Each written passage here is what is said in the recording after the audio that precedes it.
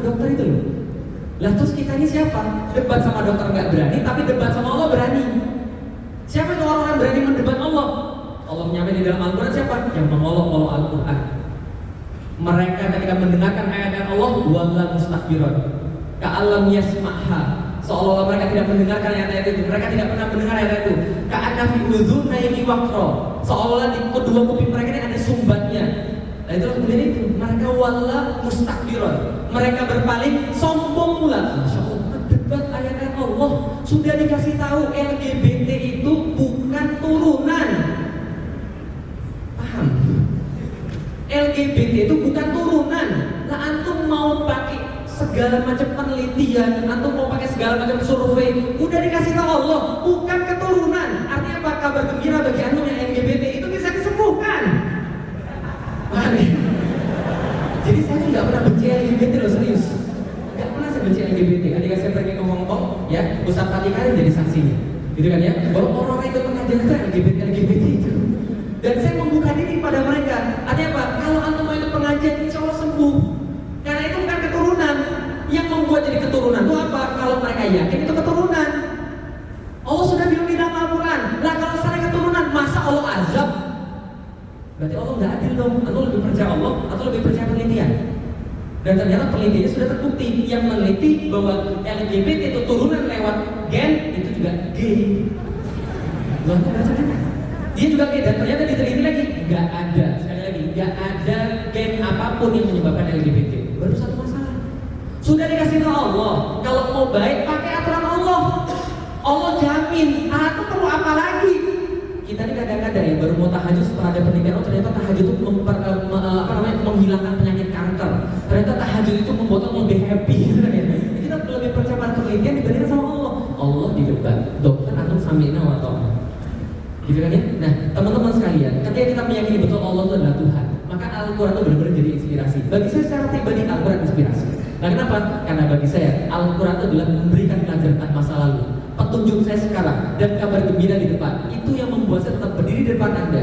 Itu membuat saya, teman-teman sekalian, tetap mau belajar untuk jadi lebih baik lagi, supaya saya bisa menyampaikan Islam yang saya cintai ini. Nah, kenapa? Karena saya tahu bahwa Al-Quran itu akan terjadi besok-besoknya begitu, sesuai yang dikatakan dengan Al-Quran.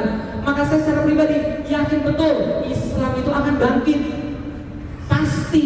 Karena saya yakin, saya semangat.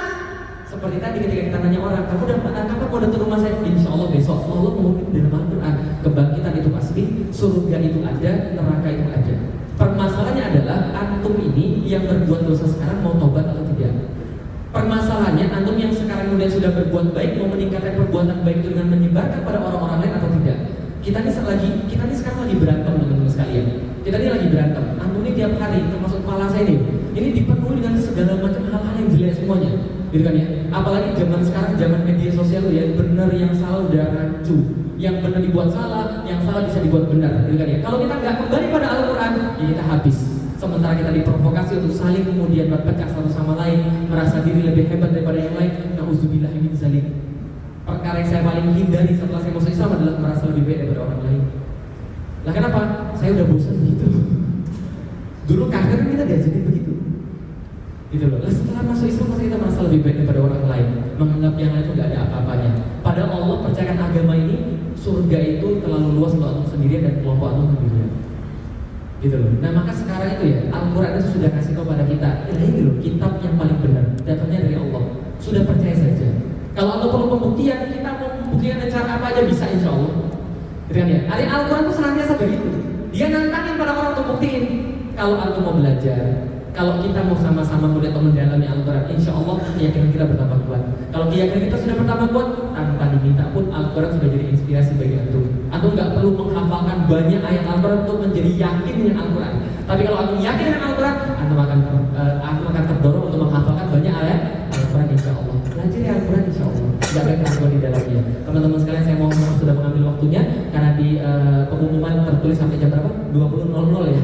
Sudah bingung di 20.00 gimana orang kita selesai sekolah 20.00 gitu kan ya. Tapi nggak ada masalah. Semoga Allah memberkahi pengurus masjid Baitul Ihsan.